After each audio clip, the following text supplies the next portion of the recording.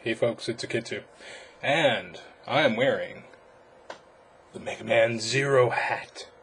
Now, this was a custom work. Did it for a customer named Yugal. Yugal, you gave me the hardest damn hat in the entire universe to make. Now, to illustrate just how difficult this little hat is that I'm wearing,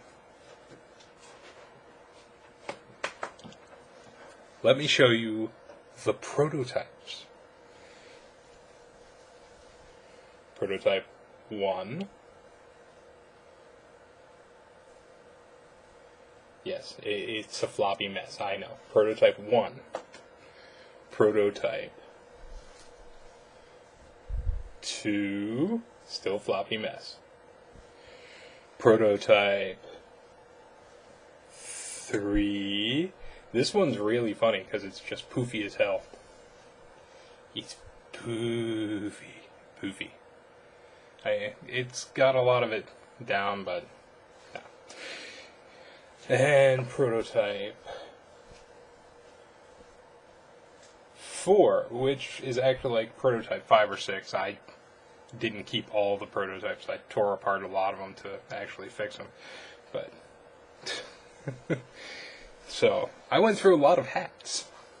6 months of work trying to get this stupid design right. And it's just one of those things where until you get it right, it just really drives you crazy.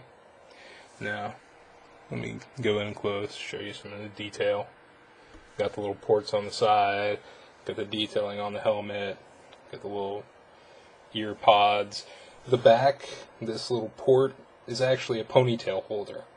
So if you have long enough hair, you can actually put it through. Here, let me show you. Pardon my bedhead. Hats do not, appeal to my hair.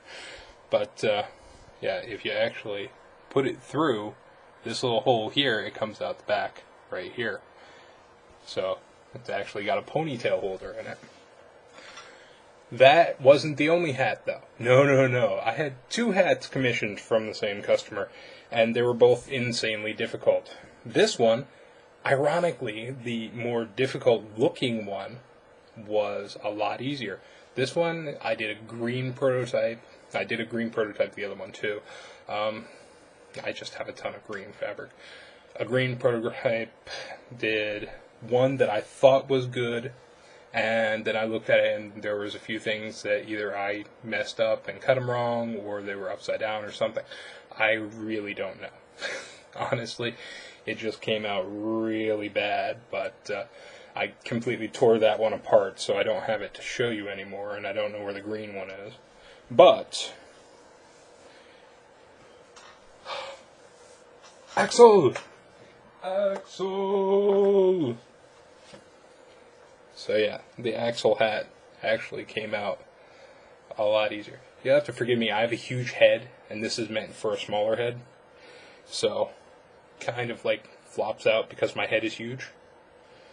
But on the smaller person's head, just like the other one actually is, my head is huge. I need an extra large, and this is a large. So, notice the hair.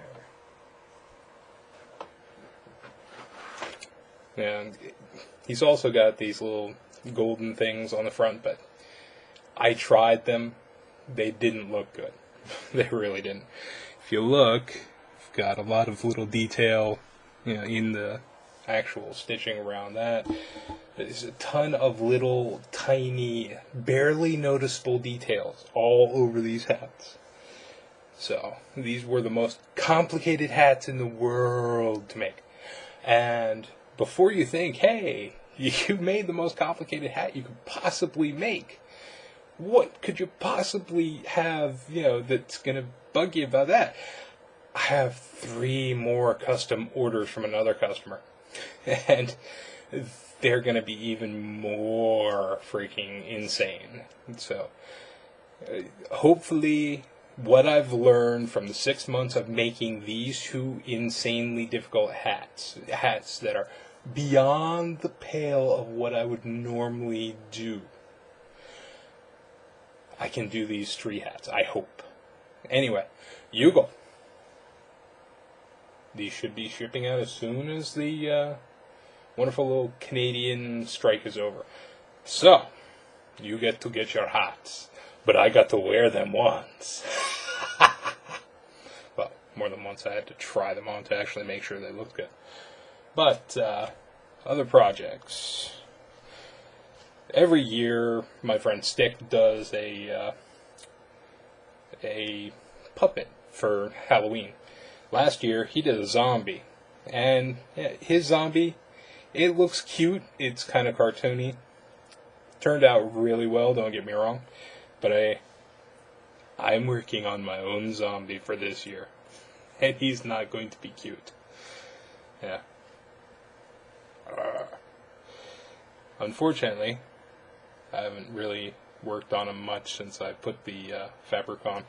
I have to stitch up all his little holes. I'm thinking about putting red fabric underneath all these cracks and just making it a wound, which I've seen other puppet makers do. It kind of comes off as tacky in some ways, and yet at the same time I think I could do it where the skin looks folded up like it's actual skin.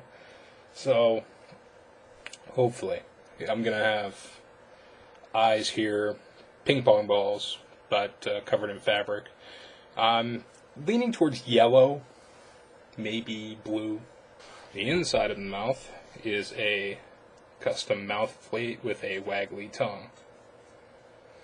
The tongue is literally weighted with a magnet, so if I want to make any brain accessories or anything that he'll eat. It's got the comfort grips on the back. I just have to figure out how to mount it in here so that I won't destroy the actual puppet. This is actually based on drpuppet.com's Doctor Who head mold. And it's actually a really decent puppet, pattern for $5. So, if you're interested in getting your own, pattern and basing a puppet off of it, go to drpuppet.com. And it's kind of hidden. I'll put the link down below. But, yeah. Let's try this. Click right here. And it'll take you directly to his tutorial page, which it's a couple years old. I think they posted it up in 2008. So who knows how long it's going to be there still. I paid for my pattern, got it right away in the email, so it still works. $5 well spent.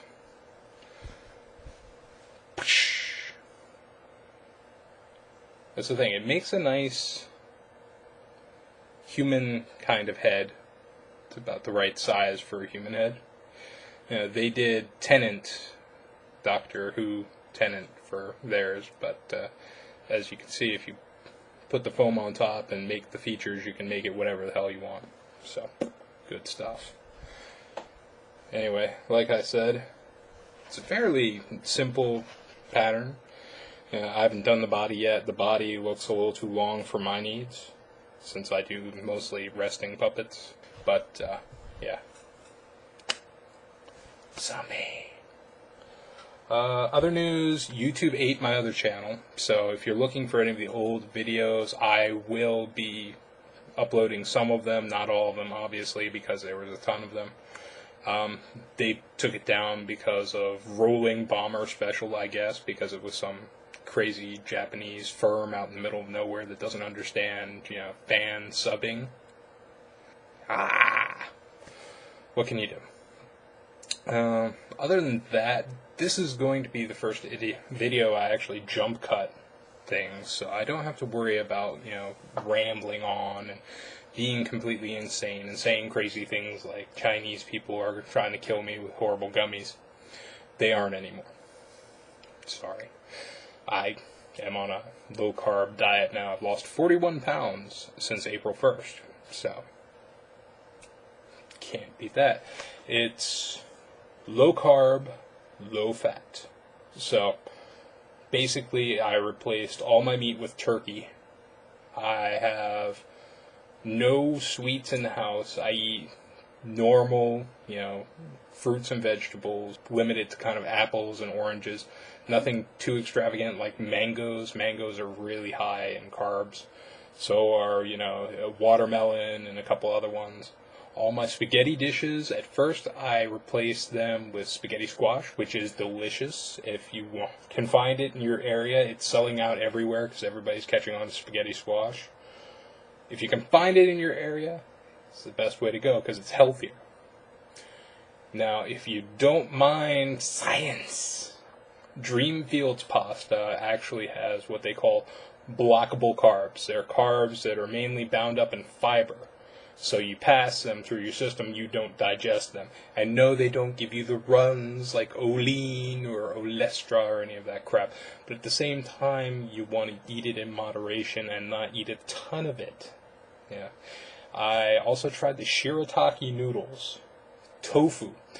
Tasted delicious, but unfortunately the smell when you open the package is just so rank, nobody in my family will come near me if I'm using them. So, and to be honest, the Dreamfields is much better. It tastes like actual pasta and not kind of ricey pasta, which is what the shirataki tasted like, even though it was tofu.